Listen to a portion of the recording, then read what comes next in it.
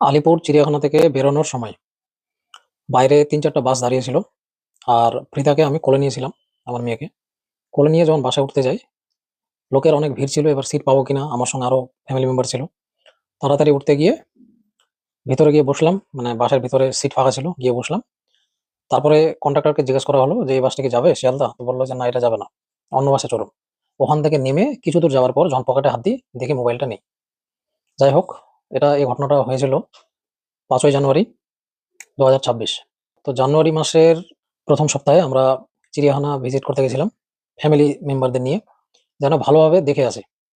খারাপ একটা জায়গায় লাগছে যে ২০২৫ থেকে ২০২৬ মানে জানুয়ারি মাস অব্দি পুরো ১ বছরে আমি যত জায়গায় ট্রাভেল করেছিলাম, রায়গঞ্জ, শিলিগুড়ি, মালদা, কলকাতা, বিভিন্ন জায়গাতে, বালুরঘাট, যে জায়গাগুলোতে গেছি, যে অনুষ্ঠানগুলোতে গেছি, বিভিন্ন রকমের হয়তো বন্ধুদের সঙ্গে ঘুরতে যাওয়া, বিভিন্ন জায়গাতে গিয়ে বিভিন্ন অনুষ্ঠানে পার্টিসিপেট করা, পুরো ১ বছরের ভিডিও ফুটেজ ওই ফোনের মধ্যে ছিল। ১ বছরে আমি যেখানে গেছি। তো obviously এটা খারাপ লাগারই জিনিস। পুরো ১ বছর ধরে আমি যেটা, যদিও আমি ভেবেছিলাম যে চিড়িয়াখানা থেকে এসে আমি গোটা ভিডিওগুলো আমি ল্যাপটপে ট্রান্সফার করে নেব। কিন্তু সেটা হওয়ার আগেই ফোনটা চুরি হয়ে গেল। মেইন কথা হচ্ছে, অনেকে হয়তো বলবে যে Google Drive থেকে আ বের করে নেওয়ার চেষ্টা করলেই হয়ে যাবে। সব রকম চেষ্টা করা হয়েছে কিন্তু ওই ফাইলগুলো পাওয়া যায়নি। আর ফোনটাও এখনো আমি হাতে পাইনি।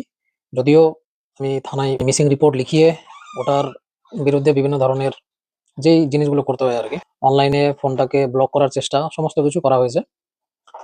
তো এটা একটা সতর্কতামূলক ভিডিও, যেটা বলা হচ্ছে যেই জিনিসটা আমার সঙ্গে ঘটেছে, সেই জিনিসটা যেন অন্য কারো সঙ্গে না হয়।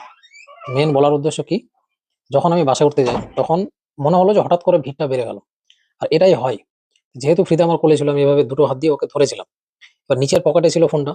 কিভাবে ফোনটাতে, মানে পকেটের ভিতরে হাত ঢুকিয়ে ফোনটা কিভাবে বের করলো আমি টেরও পেলাম না। যেহেতু ওই জায়গাটাতে ভিড় ছিল প্রচুর, আর শয়ে লোক বেরোচ্ছিল, অনেকে গাড়িতে উঠছিল, নামছিল। এই ভিড়ের মধ্যে আমি খেয়াল করতে পারিনি। তো বলার উদ্দেশ্য এটাই, যারা চিড়িয়াখানা বা কলকাতার বিভিন্ন জায়গা ভিজিট করতে যাচ্ছেন, তো আমার মত অনুযায়ী ৩ টা জিনিস এভয়েড করলে হয়তো এই জিনিসটা হতো না। প্রথম কথা হচ্ছে, পাবলিক বাস এভয়েড করবেন। যতটা পারবেন মেট্রো রেলে যাতায়াত করার চেষ্টা, বা কোনো গাড়ি বুক করে যাওয়ার চেষ্টা, বা ওলা উবের ইউজ করা। টাকাটা বেশি লাগবে কিন্তু জিনিসগুলো সেফ থাকবে। যেহেতু ফ্যামিলি সঙ্গে আছে, আপনার ফোন হারালো না, কিন্তু আপনার মানে ভাইয়ের, দিদির, বোনের কারো না কারো ফোন হারাতে পারে। তাহলে ১ম অ্যাডভাইসটা মনে থাকবে, বাস জার্নি থেকে বিরত থাকা, ওলা উবের বা মেট্রো ইউজ করা যেভাবেই হোক। মানে আমি হয়তো ডিরেক্ট মেট্রো সেখানে পৌঁছাবে না। মেট্রো থেকে নামলাম, নেমে সেখানে অটোতে করে বা যেকোনোভাবে রিজার্ভ করে নিয়ে আমি ওই জায়গায় গেলাম। আর একান্তই যদি বাসে যেতে হয়, এটা হচ্ছে ২য় প্রসেস। যদি একান্ত বাসে যেতে হয়, তাহলে আমরা যে শপিং মলগুলোতে যাই, ওখানে একটা টাই ব্যান্ড দেয়। মানে একটা সাদা এরকম ব্যাগের মধ্যে লাগিয়ে দেয়, যে একটা যে ব্যান্ড দেওয়া হয় আরকি। সেই ব্যান্ডটা পকেটে যদি বেঁধে নেওয়া হয় টাইট করে, না ওটা কাটতে পারবে না ছিঁড়তে পারবে। শুধু আপনার পকেটে একটা, যাই হোক, এমনি আ কম দামের ৳১০ দামের কোনো একটা ছুরি রাখলেই হলো। যখন পাবলিক ট্রান্সপোর্ট থেকে বের হচ্ছেন, নেমে যাওয়ার পর তখন ওটা নিজে কেটে দিবেন, ব্যাস হয়ে গেল একটা ব্যবহার করা। আর ওটা ৳৫০ য় মোটামুটি ২০০ পিস পাওয়া যায়। তো অনলাইনে ওটা অর্ডার করে রাখতে পারেন। আমি কোনটার কথা বলছি, যারা শপিং মলে গেছেন সকলেরই এই জিনিসটা জানা আছে যে কি জিনিস ওটা।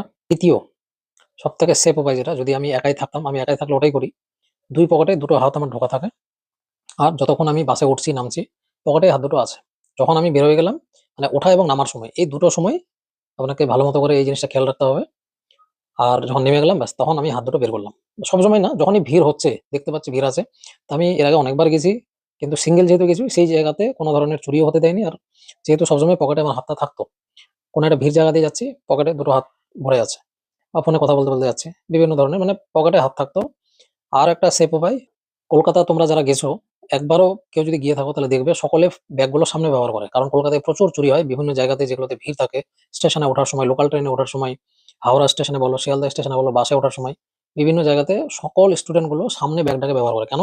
কারণ সামনে চেইনটার ভিতরে তুমি যদি মোবাইল বা পার্স রাখো, তাহলে তুমি দেখতে পাচ্ছ যে ব্যাগটা আমার সামনেই আছে, চেইনটাও দেখতে পাচ্ছ, চেইনটা লাগানো আছে, কেউ ওখান থেকে বের করতে পারবে না। সেইজন্য আমরা যেরকম পিছনে ব্যাগটাকে ব্যবহার করি, ওরা সামনে ব্যবহার করে থাকে। যা কিছু ডকুমেন্টস, প্রয়োজনীয় জিনিস, মানিব্যাগ, পার্স, মোবাইল সবকিছু সামনে রেখে দিল, বাস সেফ। তো এই জিনিসটা তোমরা করতে পারো। এটা সেফেস্ট ওয়ে আরকি, যেন চুরি না হয়। আর কলকাতার প্রায় 90% লোক এই জিনিসটা করে থাকে। কারণ ওরা জানে পিছনে যদি রেখে দিই, ভিড় যদি থাকে, ভিড়ভাড়ের মধ্যে হয়তো কিছু বুঝতে পারবো না। লোকের ভিড়ের মধ্যে কোনটা জিনিস চুরি হয়ে যাবে কেউ বলতে পারবে না। সেই কারণে ওরা সকলে ব্যাগগুলোকে সামনে ব্যবহার করে থাকে। আরো একটা কারণ থাকে, ভিড় থাকার কারণে কি হয়, পিছনে ব্যাগটা অনেকের অসুবিধা করে, যে পিছনে কেউ দাঁড়াতে পারছে না, এরকম কোনো কিছুকে এভাবে করে ধরে থাকে অনেকে। এটা হচ্ছে প্রোটেকশনের একটা অন্য লেভেল। তো তোমরা এটাও উপায় এপ্লাই করতে পারো। আমার বলার উদ্দেশ্য, ফোনে অনেক ডকুমেন্টস ছিল। আর সবথেকে খারাপ লাগার বিষয় যেটা, সেটা হচ্ছে পুরো ১ বছরের ভিডিও ছিল। ১২৮ জিবির মধ্যে প্রায় ১২৭ জিবি, যদিও অতটা থাকে না, প্রায় ১ জিবি ফাঁকা ছিল, বাকি সমস্তটাই ফুল ছিল। তো ১ বছরের জার্নি, মানে বুঝতেই পারছো কতবার যে মালদা গেছি, কতবার যে কলকাতা গেছি, কতবার যে শিলিগুড়ি গেছি, বালুরঘাট গেছি, যে বুনিয়াদপুর গেছি, কতবার যে রায়গঞ্জ গেছি। এখানে ২ দিন ৩ দিন পর যেতে হয়। তো এতবার যাওয়ার পরে, মানে যতবারই গেছি, যেখানেই গেছি, কোনো একটা অনুষ্ঠান বাড়িতে হোক বা বিভিন্ন ধরনের যে প্রোগ্রামগুলো, তো সমস্ত ভিডিও ফুটেজগুলো ওখানে ছিল। তো এখন ১ বছরের খাটনি, আমি ভেবেইছিলাম যে এসে আমি মানে মুভ করে রাখবো, কিন্তু তার আগেই চুরি হয়ে গেল। তো সকলে যেন সতর্ক থাকে, সাবধান থাকে, সেজন্যই আমি ভিডিওটা করলাম। সকলে কলকাতা গেলে যেন এই জিনিসগুলো খেয়াল রাখে আর সতর্ক থাকে, যেন কারো ফোন চুরি না হয়। আমার মনে হচ্ছিল অন্য কিছু চুরি হয়ে যেত, পার্স বা ছোট কোনো ব্যাগ, যেটাতে শুধু অন্য কিছু কাপড়-চোপড় ছিল। কিন্তু সবথেকে দরকারি জিনিসটাই চুরি হলো, যে কারণে আমাকে নতুন ফোন কিনতে হয়েছে।